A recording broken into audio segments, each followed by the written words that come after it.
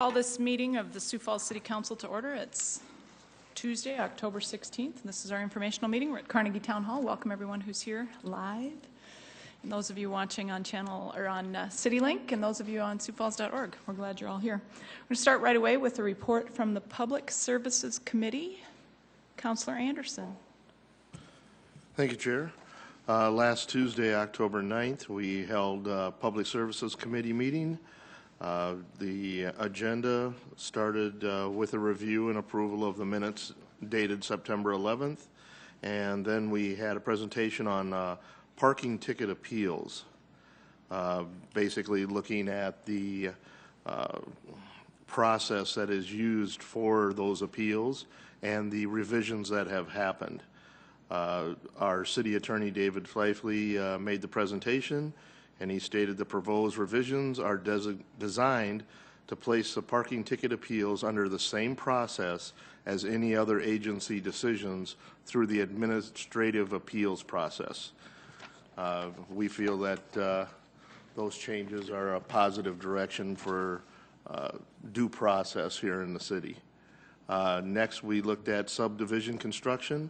Our city engineer, Chad Huey, gave a presentation on that, discussing the changes in the subdivision process and an update on the construction status of subdivisions and proposed subdivision construction processes changes. With that, the meeting did end. Great. Thank you, Councilor. Any questions for Councilor Anderson or other members of the committee? All right, we'll move on then. City Council open discussion. Any items from councilors this afternoon? Councilor Jamieson? I see that on the agenda today that that there's an update from Brent O'Neill and I believe Darren Smith on the facade easement program. But seeing them in the audience, just thought, did I miss a meeting or was there something that occurred regarding items 29 and 30 tonight? On the TIF, number 17. Was there an informational? Okay, and... Well, no, there hasn't been an informational. I'm getting head shaking. No, we've... Tonight, will you, what kind of a presentation will you give? Brent, do you want to come forward just briefly?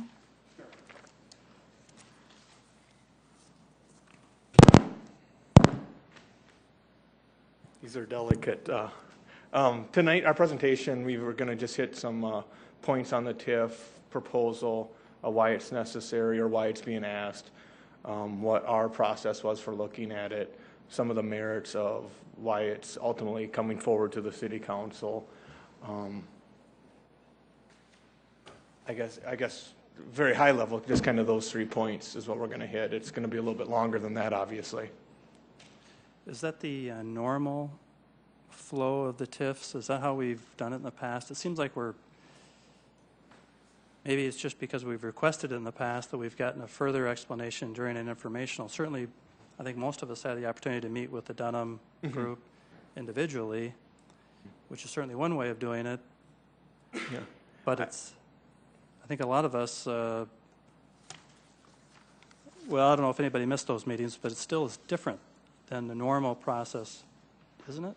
You know, Brent, if I could, my memory if my memory serves, and correct me if I'm wrong, this is not really any different than the latest tip. The most recent tips we've been doing have been very similar to this in terms of, I mean, we can ask all the questions we want. If you want to defer it and, vote another time, but this is kind of how we've been doing them. But go ahead. if I may, there have been a couple examples that kind of deviated from that. I think the one for the Whittier Heights project, we did come to the Land Use Committee just because that one had raised some unusual questions, and so we just wanted that extra step to kind of get in front of it a little bit. But fairly traditionally, that communication has happened sort of behind the scenes, whether it's through information we share by email or with council leadership at our Friday meetings, or like in this case, a developer I know contacted quite a few of you directly. But our goal certainly isn't to under-communicate. But we had thought that a lot of that had happened, and tonight we could kind of bring a summary to all that and ask for your vote. I've just got a handful of questions, if either tonight or while they're here today, but it is just I just thought it seemed a little vague of some of the details, and maybe it's just because we haven't heard the rest of the details tonight. Sure. We'll certainly have more details tonight. I hope there's more than you've heard already, yes. Are you comfortable with that, Councilor Jameson? Sure. Okay.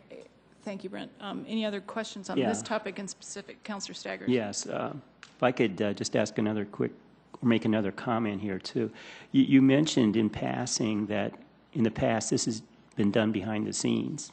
And I guess maybe we shouldn't do that in the future, especially because, at a meeting we can have the citizenry also, listening in on this too. So, I appreciate the information I've already received, but I think it's important that we also let the citizenry know what's going on.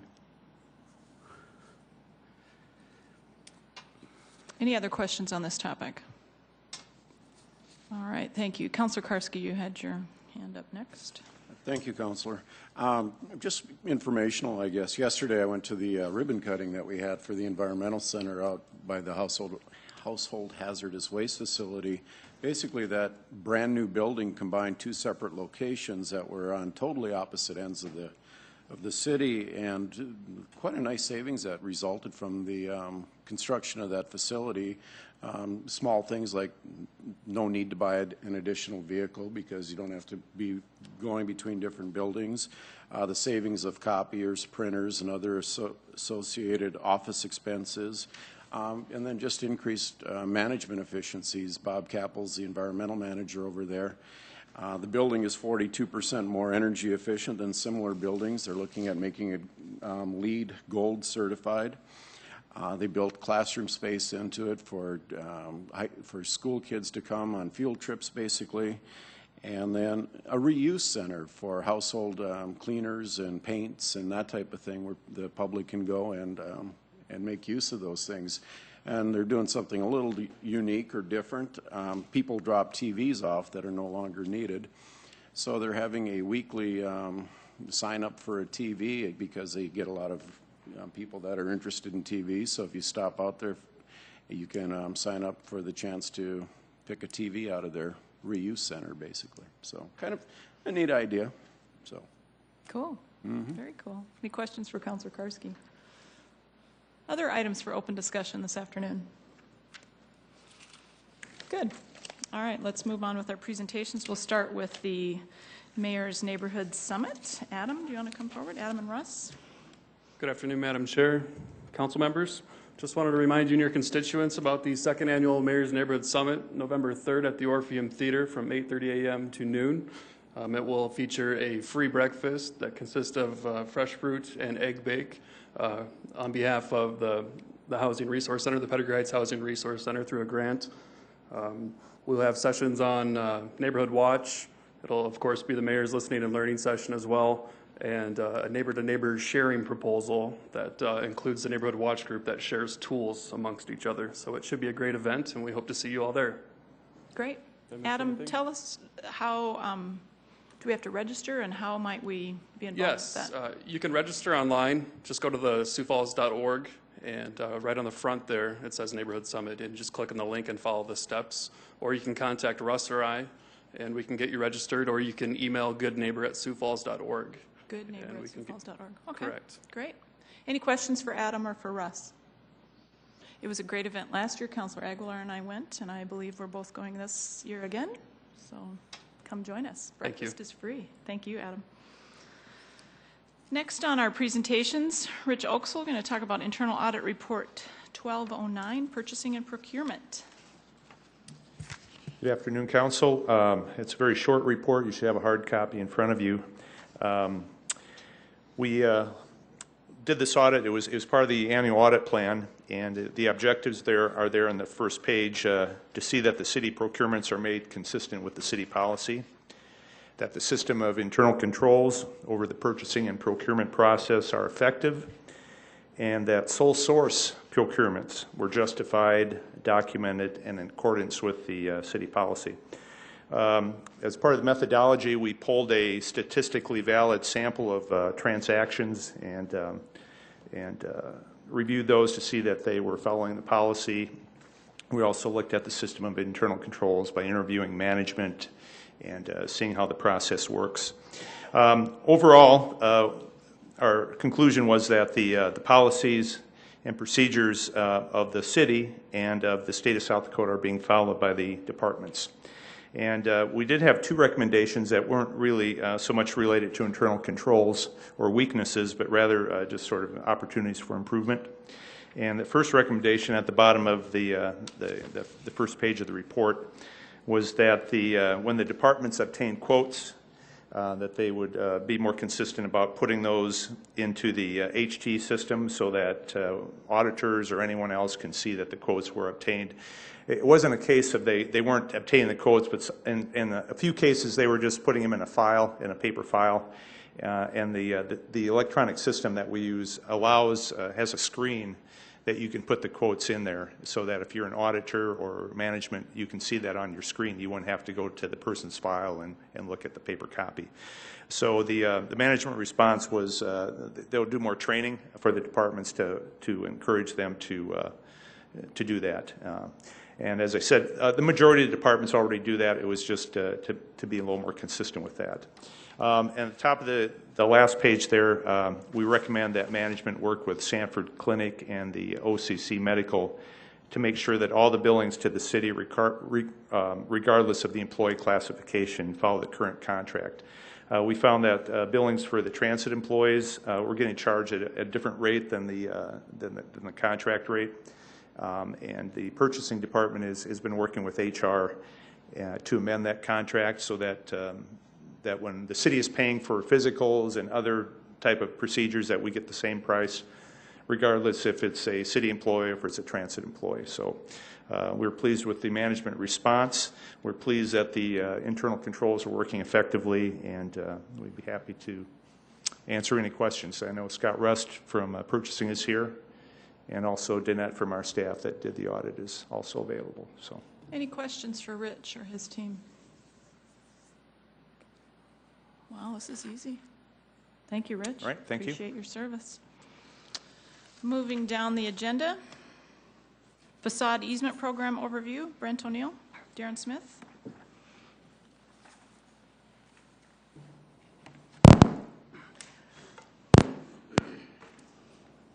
Oh, I must be staticky today. You're just electrified. I wouldn't call it that. I don't feel electrified today. But anyway, thank you for having us. Brent O'Neill with Community Development. We're here today. Excuse me one second.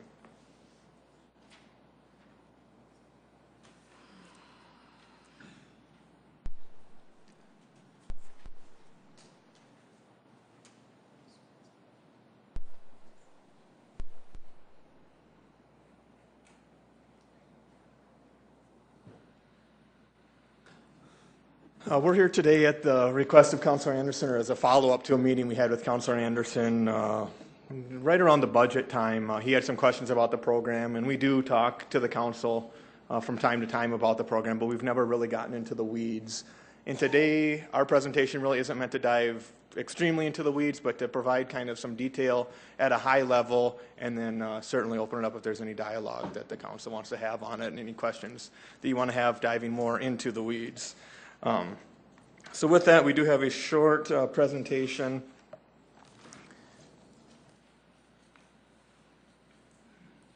I'm not going to read this, and I'll leave it up just for a second if you want to look at it. But in sum, our program is looking at the historic revitalization, the economic development, and the revitalization of the core part of our city.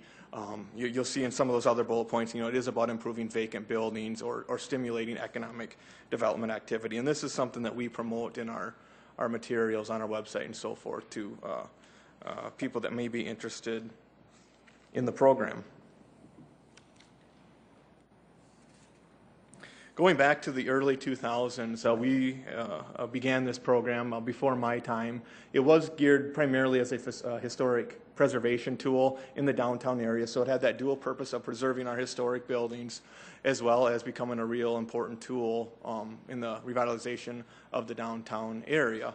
I want to point out throughout this presentation there are a few different slides. This is the before and after of what's known as the Crane Building on A Street, and I know there are things like 8th and Railroad Center, and now you have CNA and so forth that have been successful in transforming East Bank. But this is, going back 8 years, kind of synonymous with the 8th and Railroad building. One of the first projects that really brought some life beyond the old industrial and transportation-based economy of the East Bank of downtown. So I wanted to get this one in there, and that is, in my opinion, a pretty transformative project. In 2010, we did look at the program. It ran kind of status quo for 8 years or so. 2010, we wanted to look at, is the program running the best way it can? Are we looking at the right geographic area? Is historic preservation, for example, the only thing we should be looking at, or should we be evaluating these on historic preservation merits, economic impact? Should historic preservation, for example, be an automatic qualifier? And we asked, I've got a list here of about 30 questions that we tried to ask ourselves and to the Board of Preservation and others on how we can make the program better. So we did make some changes in 2010 that I'm going to kind of get to as we move on here.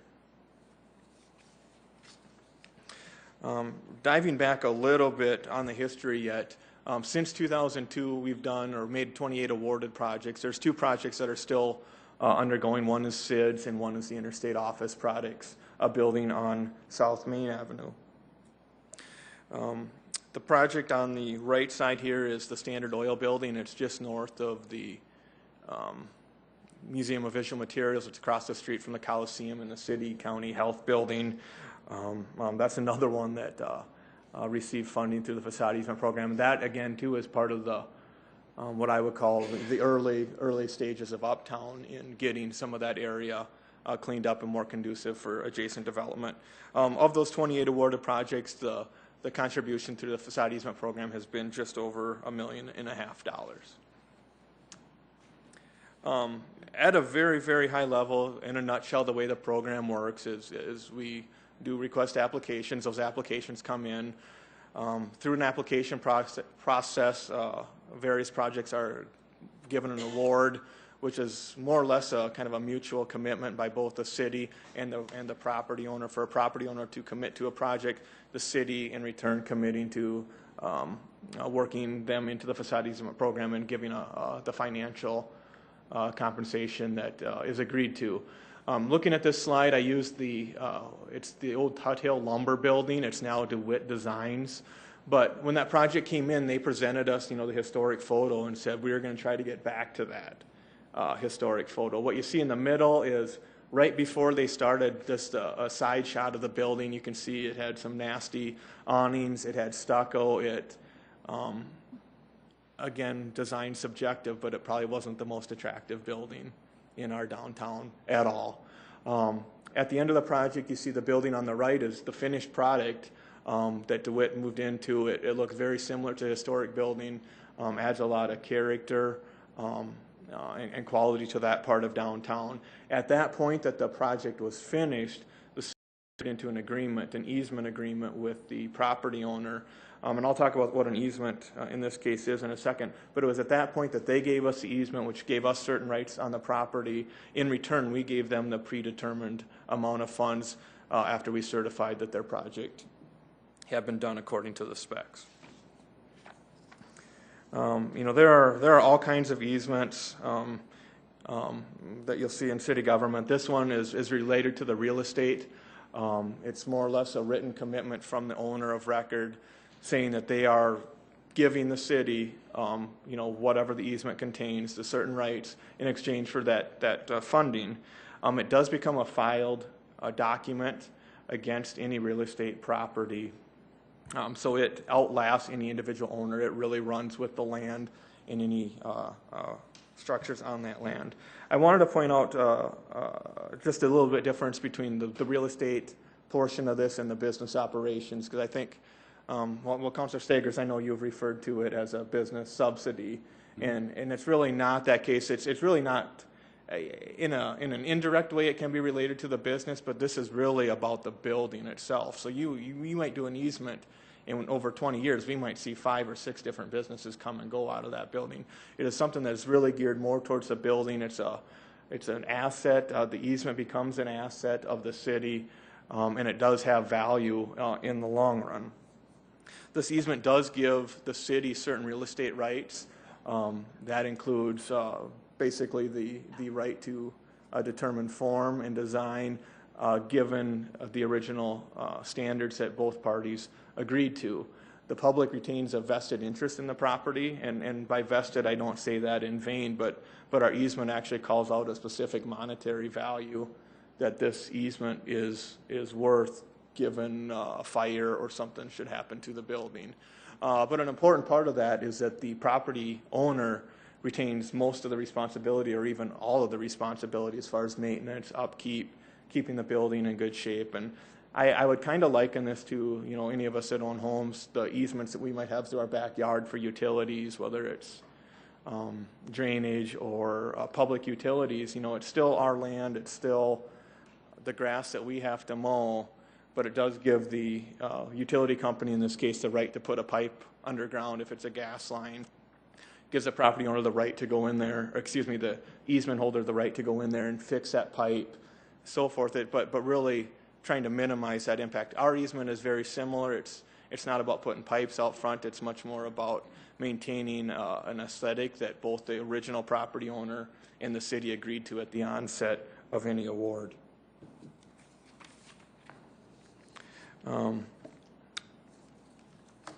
I wanted to dive down just a little bit into how our application process works, because I know there had been a couple questions about that. At a very high level, just a couple key eligibility points. One, it must be an existing building. We don't do this on new buildings. That's really not the goal. We feel that it's more the older buildings that have been altered over time that might be in need of a facelift that should be part of the program. They need to be located in the CD, Community Development Revitalization Area, which is something that we did as we asked ourselves those questions in 2010. We shifted the program from a downtown-only program to a program that reached out into the core, so those neighborhoods like Whittier, Pettigrew, All Saints, the North Side, and so forth would all be eligible now to participate in this program. And then an important, a very important component is that any contribution amount through the facade easement is going to be determined by the actual costs it takes to revitalize a building. So we're going to ask up front, what are you going to do? What's it going to cost? And whatever the final purchase price ends up being, it's certainly going to be less than that amount. It's not a grant. It's not a here's your amount. If you can get it done cheaper, great. No, it's very tied to the actual project costs incurred.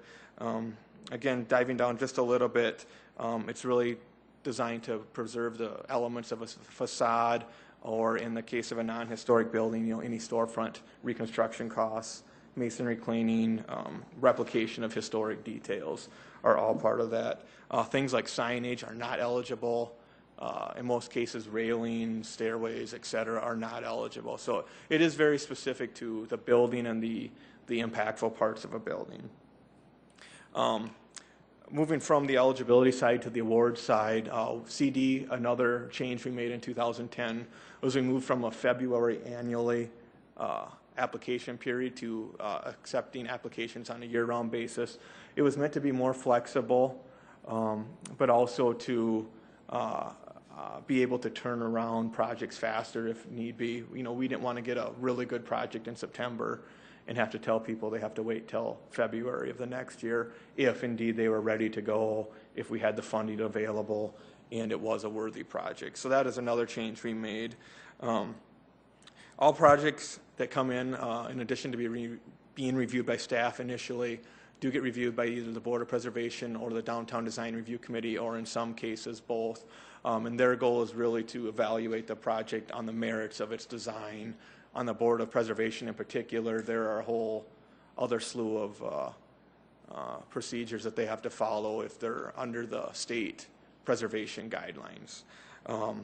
City staff is also going to look at it for the potential economic impact, and this can be anything from the straight investment to value to, is it part of a project that might generate 30 jobs?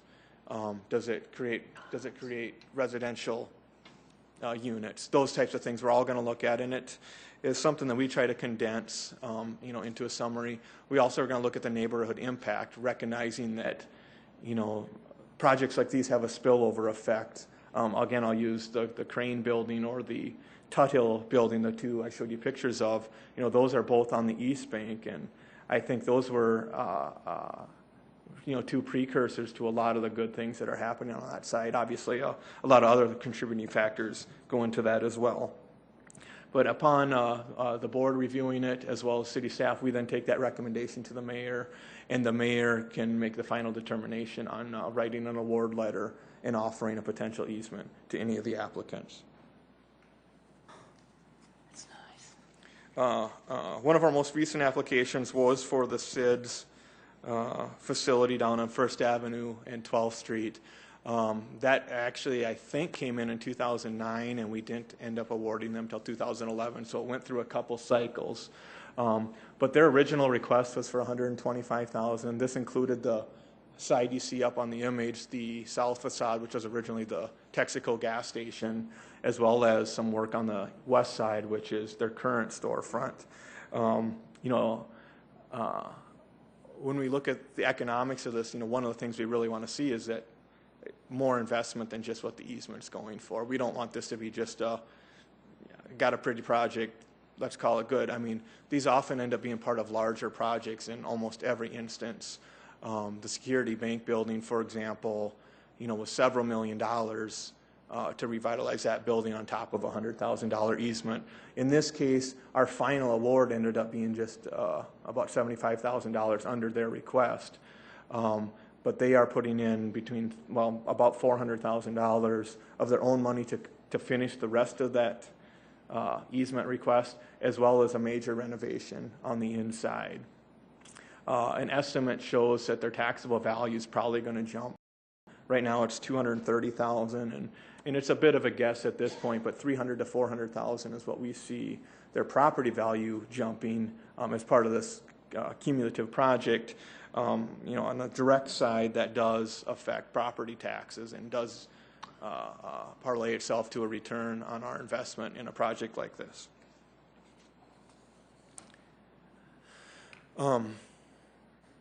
On a somewhat intangible side, we do achieve several objectives through this program. The first, going back to the early 2000s, was the historic preservation. I mean, it has preserved a lot of buildings, it's restored a lot of buildings in the downtown area, and has been a part of the overall success and character that people love about downtown Sioux Falls. It has lent itself to being a critical economic piece, both in terms of how it has maybe stimulated downtown's local economy, as well as how it has had more direct impact as far as the investment in downtown. It does have an impact of stabilizing neighborhoods, and I would really like to use the SIDS example, and I know it's hard to get the crystal ball out and look 5 or 10 or 20 years down the line, but I think there's a really good chance, given the strength of our downtown, given the pressures for development downtown, that we'll see that area of 1st and 12th Street as SIDS being one of the first projects that ever happened down there. And I know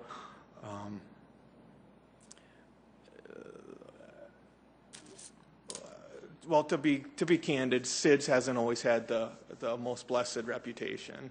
And I think a project like this, in working with the owner, that is something that they're working on too, that they want a better reputation. They want to run a good business. They want to be a good neighbor. And I do see a project like this. Again, I'll be candid. It's hard to be candid at a mic sometimes, but a building like SIDS may have made it hard for development in that area. And I think the transformation that this building's going through, just its aesthetic appearance, as well as the changes and the investments that the property owners are making into this, really is going to transform this area. And SIDS is going to go from what some might call a detriment to an asset for that area. And I really hope in the next 3 or 5 years that we're talking about how SIDS was one of the first property owners in partnership with the city to really invest in that part of downtown. I think it goes without saying that these projects tend to make buildings look better, look more aesthetically pleasing, make them easier to walk by. With that, I'll use that crane building again at the beginning, the one with all the boarded windows. I don't think anyone likes walking by those types of buildings at night just for a safety feature as well. So it does have those effects. And probably the most important thing is how it does leverage private investments. Again, directly within the project, if security, the bank building, if they were marginal on doing the project, but this relatively small amount was a catalyst to doing that project, our end result was, a $3 or $4 million project, 20 plus residential units downtown. Depends on how you look at it, 1 or 2 stories of a commercial space is now available downtown. The city has the asset of the easement that is going to preserve the building and preserve the facade for an indefinite future. The other half of that, and the SIDS was a good example of that, is what's its impact on its neighbors? Does it make it easier for neighbors to invest?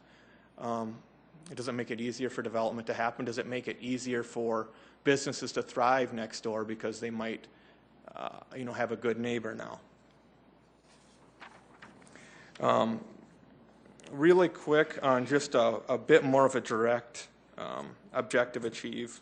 I did mention that the city receives an asset. That easement does become an asset of the city. It does have value, and it does last indefinitely. I used the crane building again just to show a bit of the financials of how that worked. We made the award in 2005. Our award was just over $90,000. Based on building permit records, we show that $1.7 million went into other aspects of the building, the renovation on the inside, maybe facade work that our portion did not cover. Its assessed value was $200,000 when they were given the award. After the award and after the improvements were done, its most recent assessment is $1.4 million. I mean, that's a very substantial increase. I took the next little column there and segregated the city's portion of property tax that generated. So it was about $20,000 in property taxes. This building now pays $5,000 in property taxes directly to the city, simply because of that increase of $1.2 million. To look at it even more closely, aside from all the other benefits and the retention of the asset indefinitely, that essentially pays back the city's investment in 16 years.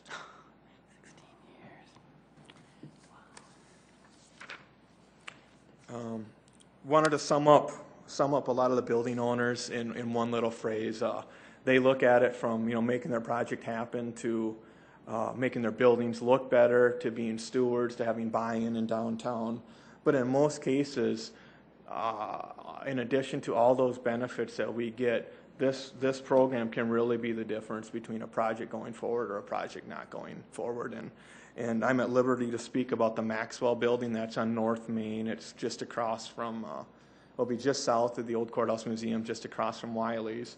We did, I think it was just under $60,000 was our award there, and that ended up being a $600,000 or $700,000 project.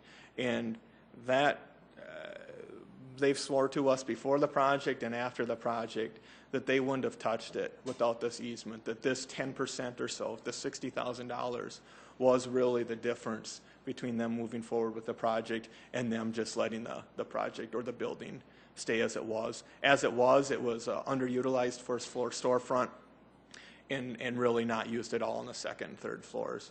Now I believe there are 8 apartment units on the top 2 floors, and they do have a viable commercial space on the first floor. It has worked for us as a way to, for the city to invest in its future, invest in the image it wants to project for its future. The return is huge, both those intangible things that we've discussed and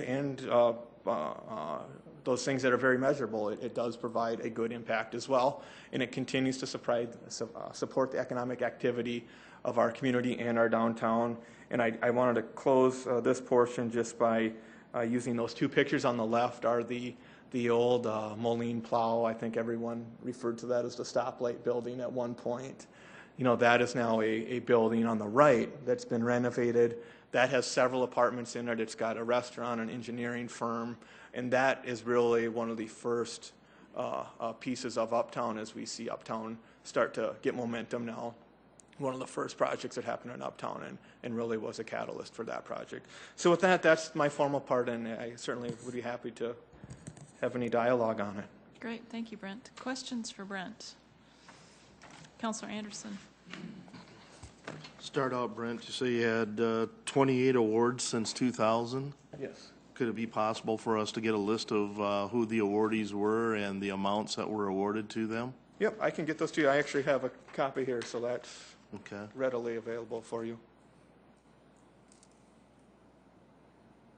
Anything else, Councilor Anderson? No, I'm going to stop there right now. Okay. I just wanted a presentation of this so that we were a little more aware of the expenditures that are happening. And,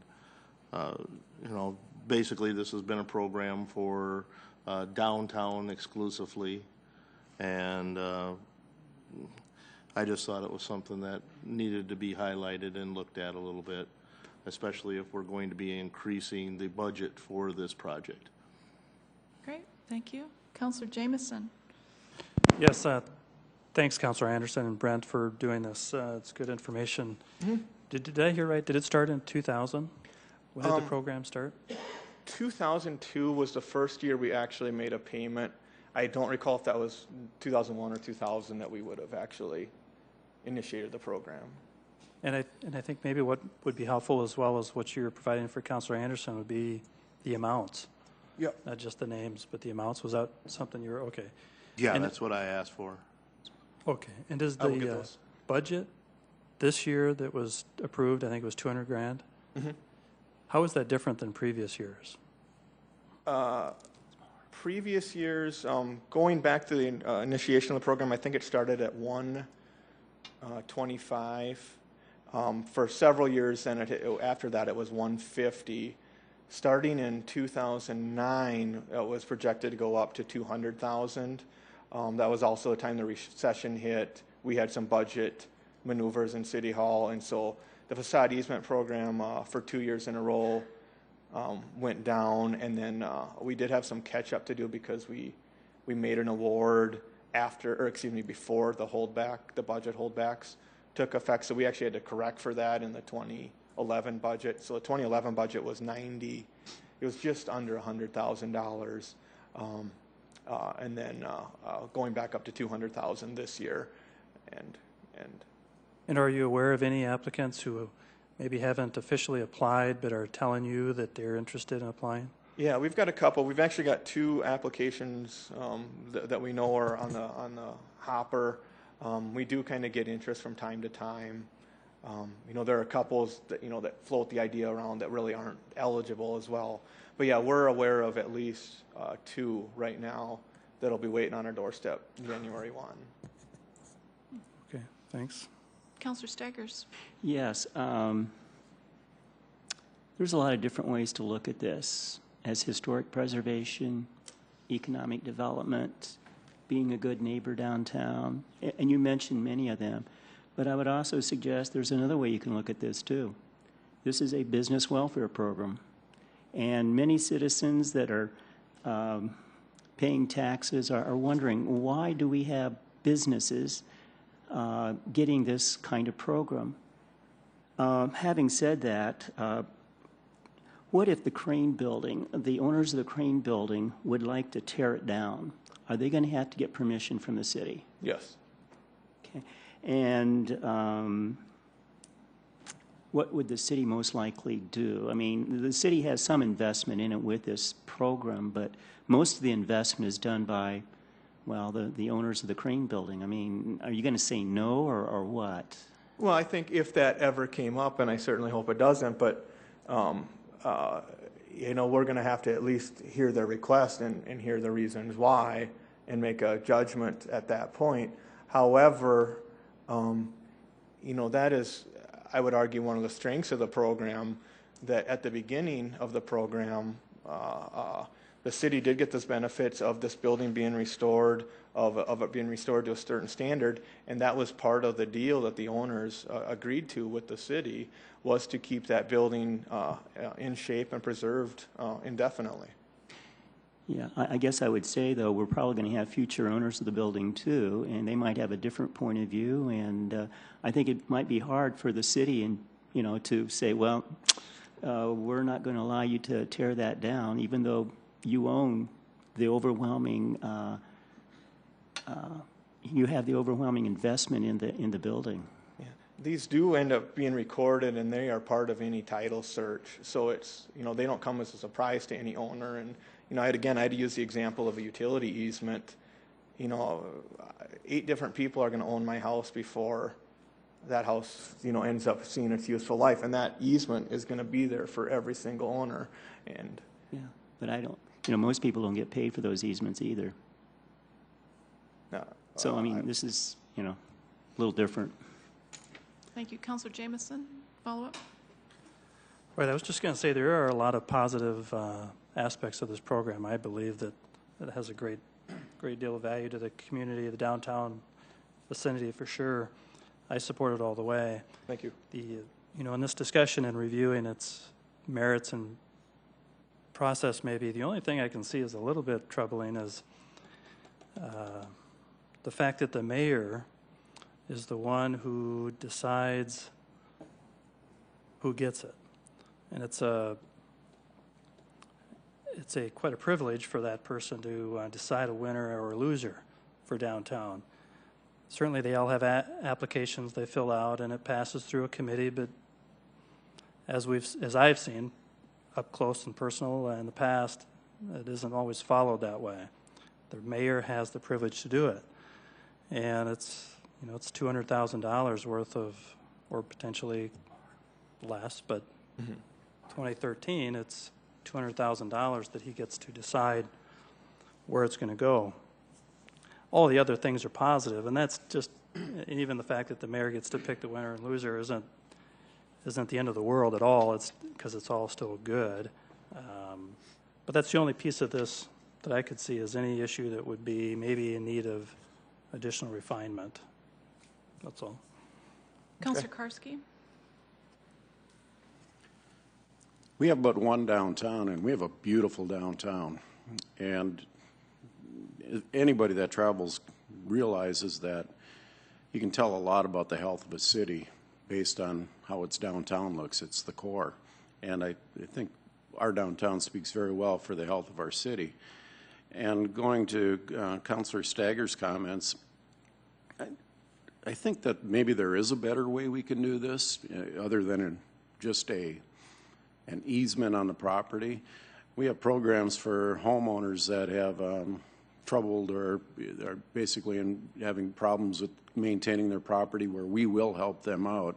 But we basically at that point have a lien on the property, and it's an interest-free loan. Have we ever explored doing this in that direction? In a roundabout way, we have.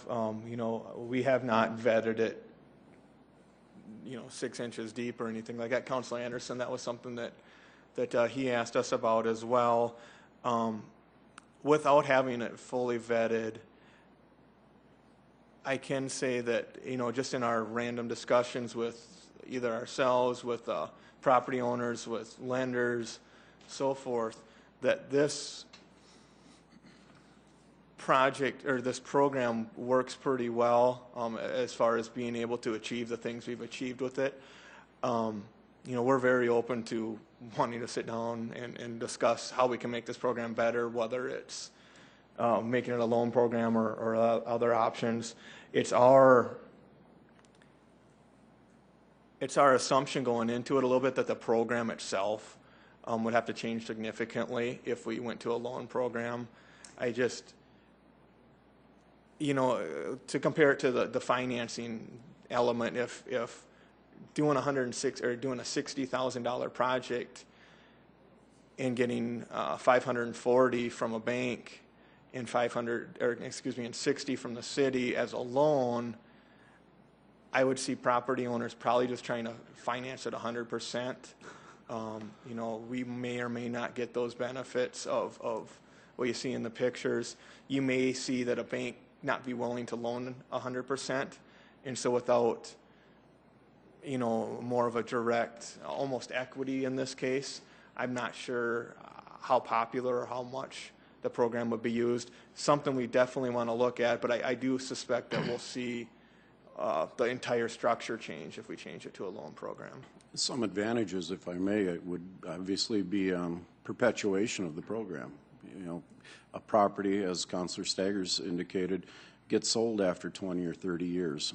We get the money back. It might, you know, interest-free money, so over the time it's devalued somewhat, but at least that money would still be there to put back into other programs, and we wouldn't have the issue of negotiating with a new property owner on this easement we have on the property, so there would be a give and take on it. Sure. Most definitely. So I guess I'm thankful to Councilor Anderson for bringing this to our meeting today, and I think it is something that we should keep open and discussing.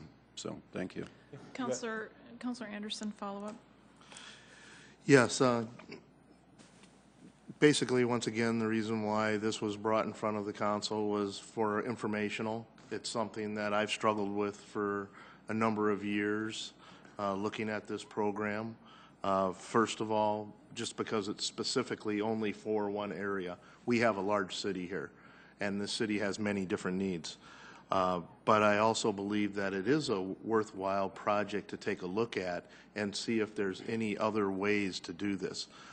Just in our basic research on this, using our clerks, there are several other cities right here in the region that also do this type of project, but do the financing in a different way. And I thought it might be something that if the council was interested, that this could be addressed through a committee, taking a look at this, working with Darren's group to see if there's any changes that could enhance this program and make it more responsible, I think, back to the citizens. Okay, thank you, Councilor Anderson. Councilor Rolfing?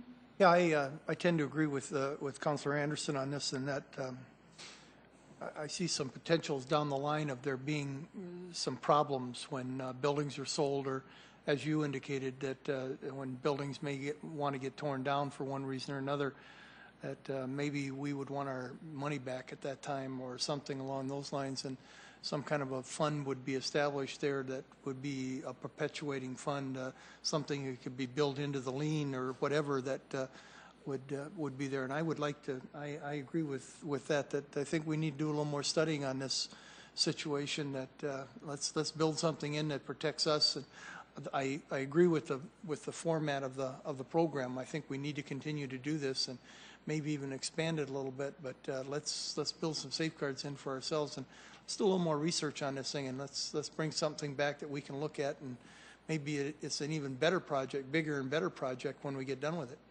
Okay, I'm going to hold on to that thought for just a minute and see if there are any other questions from council. I do have a couple of questions before we kind of talk about where it goes from here.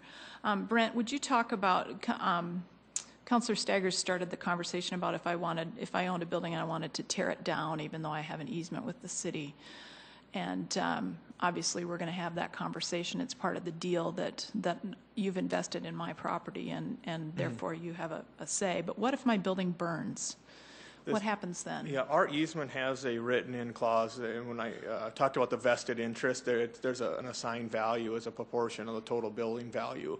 So if there's ever a loss, whether fire or flood or what have you, the city more or less has a right to compensation, more likely through the property owner's insurance, to reclaim that investment.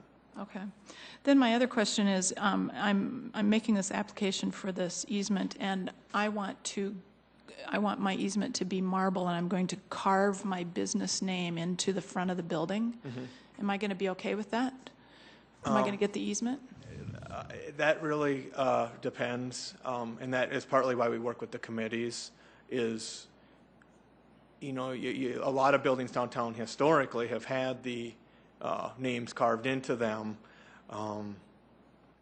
you know, if it's a historic building and the name was accurate under the historic standards, it would probably be just fine. That would be different than if I called it Michelle's Place. You know, if I leave it as the Crane Center or whatever the building is, that's a different topic than if I'm putting my own name on it. Different conversation. More than likely, it would be Okay. a different conversation. I think it's a good name. Come on. There are, you know, elements of the program where that could not always be the case as well. Okay. You know, if the historic standards, for whatever reason, aren't applied. Okay, and then one other question, if I might. The area that's covered now, it's not just downtown anymore. I think your slide talked more about that community development rehabilitation area. That's not the right word either, but what areas are covered, are using this now? The best way to describe it is it's downtown and then give or take about a mile radius. And it's not a perfect radius, but it's, you know, the Pettigrew Heights neighborhood, the Whittier neighborhood, All Saints, down Minnesota a little bit, the North End.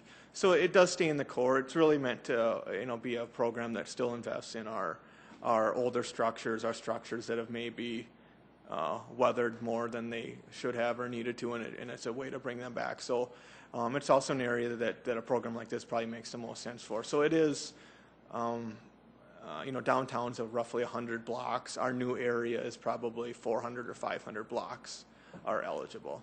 Wow, bigger than I thought. Any other questions? Councilor Staggers? Yeah, I was wondering if we could maybe just get some real contracts so we can actually see how this has been done. In other words, could we get a contract for Sid's Liquor? Without violating privacy. Those are public documents. Okay, all right, yeah, okay, sure. Yeah, so we can actually. So we're kind of asking for a packet of information in terms of the list of loans, what they were for, how much. We're talking about, let's look at some example contracts. Yeah, real contracts, right, yes. Exactly.